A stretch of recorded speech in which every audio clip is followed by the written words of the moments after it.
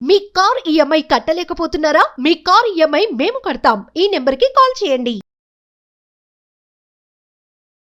నమస్తే రమగారు. నమస్తే జయ.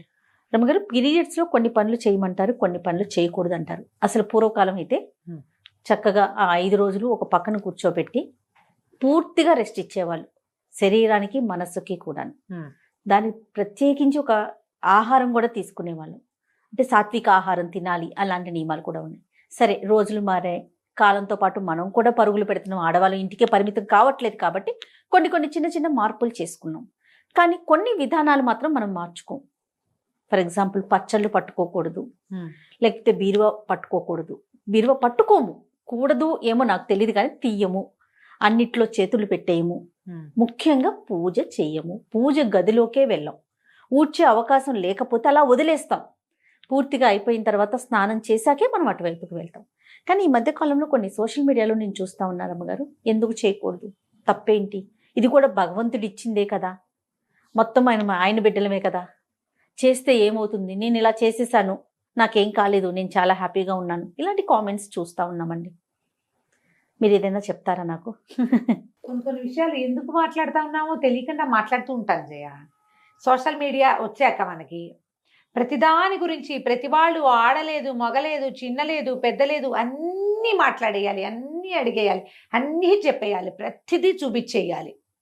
ఏదనిపిస్తుంది అనిపిస్తే ఏ ఊహ వస్తే ఆ ఊహ ప్రతిసారి నేనైతే నాకు ఒక ట్యాగ్ లైన్ ఉంటుంది, ఫాలో యువర్ ఓన్ రిలీజియన్, నీ సొంత విధి, సొంత ధర్మం, మీ ఇంట్లో నీ ముందు వాళ్ళు ఏం చేశారో అది. ఓకే, నీ పక్కన ఉన్న వాళ్ళు, నీ ఫ్రెండ్స్ ఎవరో, మేము ఇట్లా చేస్తాం, మీరు ఎట్లా చేయరా, ఎట్లా చేయకపోతే తప్పు, పాపం, అదేదో పాయింట్లు. ఈ పాయింట్లతోటి వీళ్ళేమో కాంప్లికేటెడ్గా అయిపోయి వాళ్ళని కాంప్లికేషన్స్ వచ్చి ఓసిడీలు వచ్చేసి పిచ్చి వెర్రి ఎత్తిపోయి జబ్బులు చేసి చచ్చిపోతున్నారు. ఏమనాలంటే ఒకసారి ఎంత దిక్కుమాలిన మాటలు మాట్లాడతారంటే, దేవుళ్ళు ఎందరు, వాళ్ళల్లో వాళ్ళకి తేడాలు. ఈ పూజలు మేము చేయకూడదు, 3 రోజులు చేయకూడదు, 5 రోజులు చేయకూడదు, 7 రోజులు చేయకూడదు, 8 రోజులు చేయకూడదు, ఇదొకటి. నేను 3వ రోజు ఇవాళ నేను గుళ్ళోకి వెళ్ళొచ్చా, నేను అక్కడికి వెళ్ళొచ్చా, సత్యనారాయణ వ్రతానికి నేను వెళ్ళకూడదని నీకు తెలుసు, నువ్వు అడుగుతావు. సోషల్ మీడియాలో అడగంగానే ఒక 5-6 పెద్దక్కయ్యలు ఎబ్బెబ్బే వెళ్ళకూడదండి అంటారు. కొంతమంది ఇంకొంతమంది చిన్నక్కయ్యలు ఎందుకు వెళ్ళకూడదండి, ఏమవుతుంది అంటారు. మీకు ఓన్ విల్లు లేదు, మొదట ఎవరికీ లేదు. సొంతంగా నేను ఏం చేయొచ్చు, ఏం చేయకూడదు అనే ఒక బుక్ లేదు మనకి. మన ఇంటికి ఒక రూల్ బుక్ ఉంది, ఆ చచ్చిన మన ఇంటి రూల్స్ మనం వినం. ప్రతి ఒక్కరికి ఉంటుందిగా, ప్రతి ఒక్కరికి ఇదైతే ఉంటుంది కదా. పీరియడ్ సమస్య ఈ సంవత్సరమే పుట్టింది కాదుగా, సోషల్ మీడియాతో పుట్లా, అది అనాదిగా దాంతోటే మనం బతికుంటున్నాం, మనం ఉన్నాం, అసలు అంతే కదా, అనాదిగా ఉన్నదే కదా. ముందు నుంచి ఫాలో అయ్యే వాటిలో అమెండ్మెంట్లు చేరుతూ వస్తూనే ఉన్నాయా. 50 ఏళ్ళ నాడు పీరియడ్ వస్తే కాలేజీ స్కూళ్ళకి వెళ్ళేవాళ్ళు కాదు, అసలు కాలేజీలే లేవు అప్పుడు, తర్వాత వచ్చినాయి. పీరియడ్స్లో ఉంటే ఏదో విడివిడిగా ఇంట్లో బయట కూర్చొని కాలేజీకి వెళ్ళి చదువుకొచ్చేవాళ్ళు.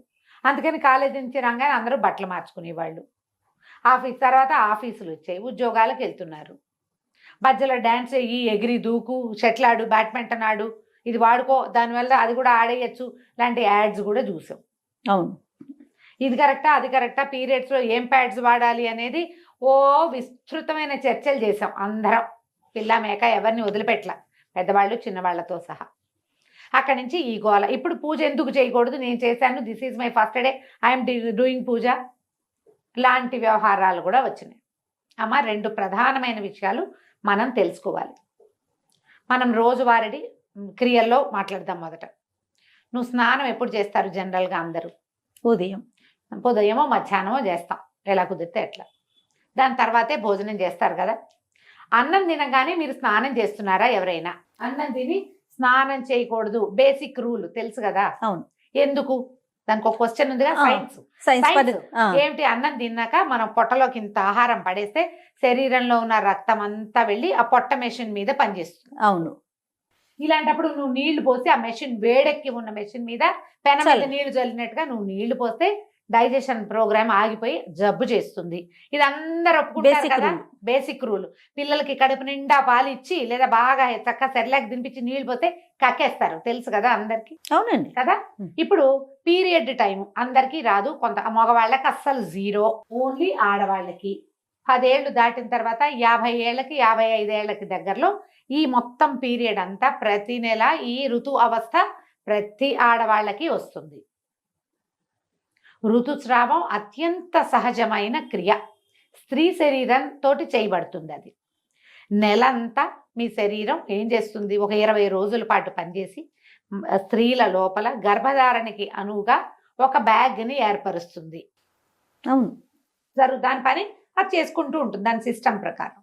ఎప్పుడైతే గర్భధారణ సమయం దాటిందో, ఎప్పుడైతే ఓవ్యులేషన్ పీరియడ్ దాటిపోయింది, అక్కడ ఏమి ఓవ్యులేట్ అవ్వలేదు, ఏం అవ్వలేదు, గర్భావస్థ రాలేదు, తర్వాత ఏమవుతుంది, ష్రెడ్ అయిపోయి దాని అంతట అది ఊడిపోయి దాని ఏ ముచుకకి అది పట్టుకుని ఉన్నదో ఆ బ్యాగ్ అది వదిలేస్తుంది. అది స్లోగా బయటకు వచ్చేస్తుంది, డిశ్చార్జ్ అయిపోతుంది. డిశ్చార్జ్ అయి సహజంగా అత్యంత సహజమైన క్రియ. దీని గురించి వెగటుగా మాట్లాడడానికి వీల్లేదు, ఎందుకంటే నీ బతుకు దాని మీద ఉంది, మనుషుల పుట్టుక దాని మీదే ఉంది, దాన్ని గౌరవించి తీరాలి. ఈ ష్రెడ్ చేసే టైంలో శరీరం లోపల ఎక్కడో ఉన్నది, అది ఒక మార్గం ద్వారా నిదానంగా అది బయటకు వచ్చేటప్పుడు శరీరంలో ఉన్న క్రియలన్నీ స్లో అయ్యి ఈ క్రియకి దోహదం చేస్తాయి. సైన్స్ డాక్టర్లు కూడా చెప్తారు కదమ్మా. ఏ డాక్టర్ గైనకాలజిస్ట్ అయినా చెప్పేదేగా. పీరియడ్స్లో రెస్ట్ ఇవ్వండి అని చెప్పే డాక్టర్లు లేరా? ఉన్నారు, 100% ఉన్నారు. అవసరమైతే చేయండి అమ్మా, అవసరం లేకుండా మీరు సీనియర్ గైనకాలజిస్టులు 100 మంది ఇంటర్వ్యూలు చూస్తాను చేయా నేను. అవునండి, గైనకాలజిస్ట్ అనగానే ముందు అదే వింటాను నేను మిగిలిన మానేస్తా. పీరియడ్ టైంలో సాత్వికంగా తినండి, గైనకాలజిస్ట్ చెప్పకర్లా, మన ఇంట్లో ఉన్న ముస్సిలి మా అమ్మ కూడా చెప్తుంది. అవును, హాయిగా లైట్ ఫుడ్ తినండి, రెస్ట్ తీసుకోండి, ఓ పక్కన ఉంచండి. కొంతకాలము దీని మీద అవగాహన లేక వీళ్ళని స్నానాలు చేయనివ్వకుండా ఒక మురికి చీకటి కొట్లలో వాళ్ళని చూస్తేనే పాపం అన్నట్టుగా జరిగింది. నేను కాదని అన్ను, ఒక రకమైన అవగాహన లోపమే కానీ అసలు క్రియ మాత్రం చేశారు, వీళ్ళకి రెస్ట్ మాత్రం ఇచ్చేవాళ్ళు. అవును, దీనికి ప్రధానంగా కావాల్సింది రెస్ట్. అది జరిగింది, అదైతే జరిగేది. వాళ్ళని ఇంటి పనులలోకి రానివ్వకుండా ఓ పక్కన వచ్చారు, చూస్తేనే పాపం అన్నట్టుగా ప్రవర్తించిన వాళ్ళు కూడా కొంతమంది ఉన్నారు. వాళ్ళకి అవగాహన లేక, అది ఎక్కడ పర్సెంటేజ్ తక్కువ కదండి, చాలా తక్కువ. ఆ ఒకటి హైలైట్ చేసి మాట్లాడకండి దయచేసి, మీరెవ్వరూ ఆ పరిస్థితుల్లోకి వెళ్ళాల. ఇప్పుడు సమాజంలో ఉన్న వాళ్ళు ఎవరు దాన్ని చూసిన వాళ్ళు చాలా 10% కూడా లేదు. అవునండి, ఇప్పుడు మాట్లాడే వాళ్ళు ఎవరికి దాని గురించి తెలియదమ్మా. అక్కర్లేని మాటలు అవన్నీ పక్కకుంటే సరిపోతుంది. అయిందా? ఇప్పుడు ఇది డిశ్చార్జ్ అయిపోతుంది నిదానంగా. అప్పుడు నువ్వు తిండికి ఎక్కువ అవి ఇవి తినేసి వృక్ష పదార్థాలు తిని పొట్టకి పని కల్పించద్దు. నీ గర్భంలో పొట్టలో వేరే క్రియ జరుగుతోంది, దాన్ని స్లోగా జరగనివ్వు, జరిగిపోతుంది దాని దారినది. అయిపోయాక 4 రోజులు అయితే జనరల్గా పాత రోజుల్లో 3 days ఫుల్ బ్లీడింగ్ అయ్యేది, ఇది లెక్క. 4వ రోజు స్వల్పంగా ఉండేది. 5వ రోజున మార్నింగ్ 5వసారి స్నానం చేస్తే 5th day మార్నింగ్ మీరు తల స్నానం చేస్తే మీరు పూజ చేసుకోవచ్చు, ఇది చేసుకోవచ్చు, అన్నీ చేసుకోవచ్చు అనే విధి ఎప్పుడు ఉండేదంటే, అప్పట్లో ఆడవాళ్ళు వంగి లేచి కూర్చుని నీళ్లు పట్టుకుని నీళ్లు తెచ్చుకుని కూర్చుని గొంతు కూర్చుని వంట చేసి బావిలోంచి నీళ్లు తోడుకుని చల్లటి నీళ్ళ స్నానం చేసి వాకిళ్ళూడ్చి బియ్యం దంచి ఇన్ని పనులు చేసేటప్పుడు ఈ 4 days ఖచ్చితంగా ఉండేది. నాకు కూడా తెలుసు, నా సొంతంగా కూడా. ఎప్పుడైతే మనం ఈ సుఖాలు అలవాటు పడే బాత్రూమ్కి వెళ్ళడానికి నడవము, మనము కింద కూర్చొని ఏ పని చేయము, ఏమి దంచము, తొడము, కడగము, ఊడము, చెరగము, ఏ పనులు లేవు. ఇప్పుడు పీరియడ్స్ పైకి కిందకి సహజంగా అయిపోతున్నాయి అందరికీ కూడా. ఇప్పటికీ కూడా 4th dayకి బ్లీడింగ్ పూర్తిగా ఆగిపోయే వాళ్ళు 50% ఉన్నారా లేదా? ఉంటారు ఖచ్చితంగా. అందుకే ప్రెగ్నెన్సీలు, నార్మల్ ప్రెగ్నెన్సీలు చాలా ఉన్నాయి కదా. ఉన్నాయి కదా. నార్మల్ ప్రెగ్నెన్సీ ఎవరికి వస్తుంది? పీరియడ్స్లో ఫ్లక్చుయేషన్స్ లేని వాళ్ళకి నార్మల్గా ప్రెగ్నెన్సీలు వచ్చేస్తాయి. ఏదో ఫ్లక్చుయేషన్ ఇబ్బంది ఉందంటే మీరు పని చేయకపోవటం వల్లే అని నేను అన్ను, రకరకాల ఎలిమెంట్స్ అయ్యి ఉంటాయి. అయిందా? ఇప్పుడు ఈ క్రియలో ఇది సహజమైనది, మీకు అందరికీ తెలుసు, నేను మళ్ళీ చెప్పాను. వేరే పూజ దగ్గరికి వద్దాం. వాట్ ఈజ్ పూజ? ఏంటమ్మా పూజ? భగవంతుడు నువ్వు 2 పూలు తెచ్చి ఊరికే ఇక్కడ పడేసి అలంకారం చేసుకోవటం కాదు. నీ పూజ చేస్తే మన శరీరంలో ఉన్నటువంటి బ్లడ్ పైకి వెళ్తుంది, చక్రాస్లో ఉన్న ఎనర్జీ పైనున్న సహస్రారంలో ఉన్నటువంటి శక్తిని చూడ్డానికి పైకి వెళ్తుంది. అది మనకి ఇప్పుడు పీరియడ్లో శక్తి అంతా ఎక్కడికి వెళ్తోంది? తిరోగమనంలో ఉంది, కిందకి వెళ్తోంది. ఈ కిందకెళ్ళే శక్తిని నువ్వు పట్టిలాగి పైకి తీసుకెళ్తానంటాం ఏంటి? గొప్ప అది ఏంటమ్మా? అది ఎందుకు చేయాలి ఆ పని? పూజ అంటే నువ్వు పువ్వులు పెట్టడం, ఐఎమ్ డూయింగ్ పూజ, నాకు ఇంగ్లీష్లో 4 వాక్యాలే వచ్చమ్మా, అంతకంటే రావు, ఇవే వచ్చు. డూయింగ్ పూజ అంటే ఏమొచ్చు మీకు? ఏవో 2 పువ్వులు పెట్టి ఒక దీపారాధన చేసి ఒక అగరత్తులు వెలిగిస్తే అది పూజ ఏం అయిపోదు. ఇది ఊరికే క్రియ చేస్తున్నాం అంతే. మనం పూజ అంటే ఏదైనా చదవటం, ఏదైనా భగవంతుడికి ఆత్మ సమర్పణ చేయటం అమ్మా పూజ అంటే. అది క్రియ కాదు, క్రియ కాదు. ఈ పై క్రియ చేసి నేను పూజ చేశాను, పీరియడ్స్ లో ఉన్నాను, నేను చేస్తున్నాను, నాకేమీ కాలేదు, మీకు కూడా ఏం కాదు, చెయ్యండి అంటే నువ్వు ఒకదానివి 2 పువ్వులు పెడతావు. నేను అట్లా పెట్టను, నా పూజ అది కాదు. నాకంటే పూజ అంటే ఇంకోటి ఉంది. నువ్వు చేసావని నేను చేయకపోయినా ఎవరో ఒక పిచ్చి మొహాలు 5-6 గట్టిగా అవి ఇవి చదువుకుని చేస్తే వాళ్ళ బ్లడ్ పైకి పంప్ అవుతానంటుంది, ఓ పక్కన బ్లడ్ ఫ్లో కిందకి వెళ్తుంది. ఎందుకు చేస్తారమ్మా ఈ పనులు? ఎందుకు చేయొద్దన్నారు? అసలు పీరియడ్లో ఈ పని వద్దు అని ఎందుకు చెప్పారంటే 2 పద్ధతులు. తిరోగమనం కిందకి ఫ్లో అవుతున్న దాన్ని నువ్వు పైకి పంప్ చెయ్యొచ్చా? ఈ పూజ పిచ్చి ఎందుకు? 5 రోజులు నువ్వు ప్రశాంతంగా ఉండొచ్చే, 4 రోజులు పూజ వద్దు, వంట తంటా చేయబోక హాయిగా ప్రశాంతంగా ఉండు, నీ శరీరం బాగుంటుంది, నీ హార్మోన్స్ చక్కగా ఫ్లో అవుతాయి. ఒకవేళ నీ ప్రెగ్నెన్సీలు మనం ఇప్పుడు కంటల్లా, ఇది వరకు అంటే బాగా కనేవాళ్ళమ్మా. అవును, ఇప్పుడు కన్నడాలు లేవు, ఎవరు 1, 2 కంటాం. కొన్ని అసలు ఆ 1 కూడా వద్దనుకునే అవి కూడా తయారైనాయి ఇప్పుడు, అవి వద్దని. కానీ మీకు మీ శరీరం తన పని చేస్తుంది. బుద్ధి నీది, వద్దనుకునే బుద్ధులు మనవి. శరీరానికి మాత్రం దాని ప్రకృతి ధర్మం ప్రకారం ప్రతి నెల అది రెడీ అవుతూనే ఉంటుంది. నువ్వు వద్దన్నా అది మాంద కదా.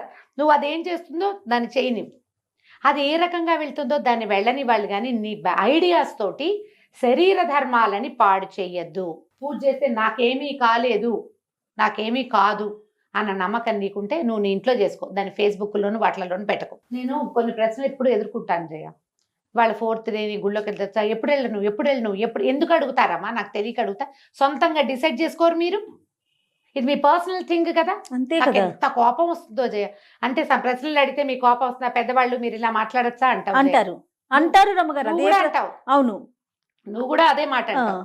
నేను అంటాను నీ సొంత పర్సనల్ థింగ్ నువ్వు ప్రతిసారి చేస్తావు. మీ ఇంట్లో మీ అమ్మ చెప్పింది, అమ్మమ్మ చెప్పింది, మేనత్త, అత్తగారులు అందరూ చెప్పుంటారు కదా, ఈ క్రియ ఉన్నప్పుడు ఇది చెయ్యకూడదు అని. నాతో అవుననిపించుకోవాలని మీరు ఎందుకు అనుకుంటారమ్మా? అసలు తప్పు కదా అది. నాకేం బ్లీడింగ్ లేదండి, నువ్వే డిసైడ్ చేసుకో. 2వ మనిషి నీకు అనుమానం ఉంది కాబట్టి నన్ను అడుగుతావు. అనుమానం ఎప్పుడు వస్తుంది జయ? అది తప్పని నీకు తెలిసినప్పుడు కాదు. అంతే కదా. అవునా కాదా? ఖచ్చితంగా. దయచేసి ఈ పీరియడ్స్కి ప్రవచనకర్తలు, పెద్దవాళ్ళు, ఆడవాళ్ళు మాట్లాడడం మానేయండమ్మా, స్పందించడం మానేయాలి. ఇది లాస్ట్ స్పీచ్. నేను మళ్ళీ ఇంకొకసారి పీరియడ్ మీద నీతో మాట్లాడి చేయ. పీరియడ్స్ గురించి ఇక నన్ను అడగద్దు, నేను చెప్పను. ఇవి వినడం వల్ల మీరు కేసులు చుట్టాలని నేనేమో అవి చూస్తున్నాను. ఇవి అతిగా మాట్లాడతారు, మగవాళ్ళు కూడా చెప్తున్నారమ్మా అక్కర్లేని మాటలు.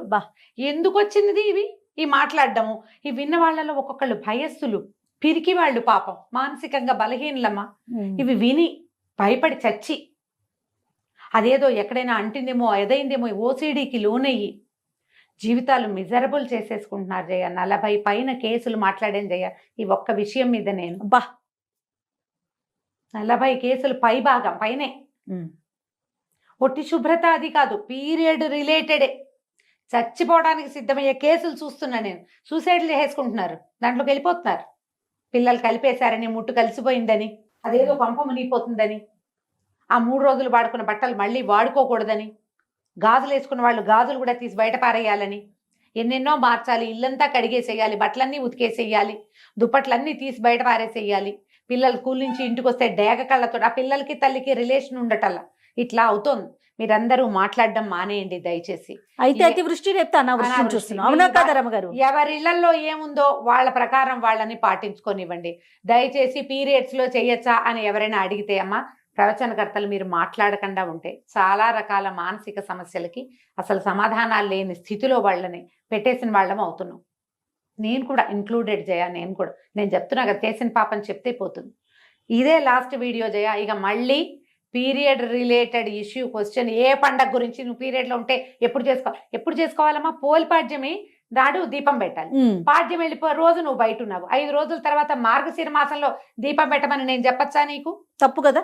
వినాయక చవితి నాడు పీరియడ్ వచ్చింది, ఎప్పుడు చేసుకోవాలి?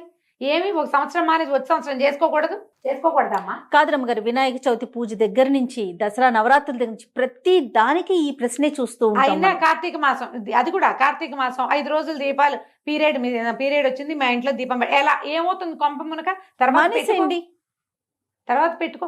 నీ స్థితి నీకు ఒకదానికే కాదు కదా, నీ చుట్టూతో ఉన్న ప్రకృతి కూడా తెలుసు కదా.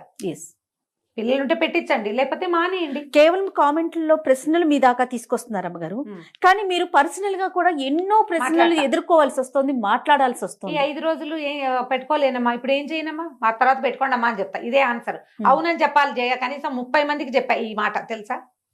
కార్తీక మాసం రోజు దీపం పెట్టుకోవాలి కదమ్మా, పీరియడ్ లో పెట్టుకోలేము, అప్పుడు ఎలాగమ్మా?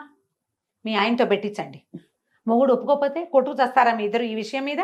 వదిలేయండి.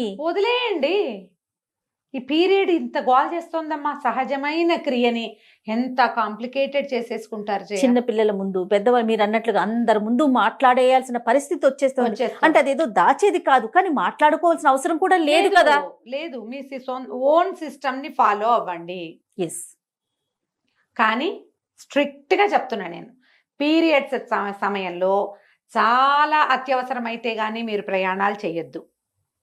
సాధ్యమైనంత లైట్ ఫుడ్, సింపుల్ ఫుడ్ తీసుకోండి. సాధ్యమైనంత తక్కువ పని చేయండి. పూజ అని మీరు దేన్ని భావిస్తున్నారో, ఏదైతే మీలో ఆధ్యాత్మిక భావాల్ని పెంపొందిస్తుందో ఆ పని చెయ్యొద్దు. It's a no means నోయే.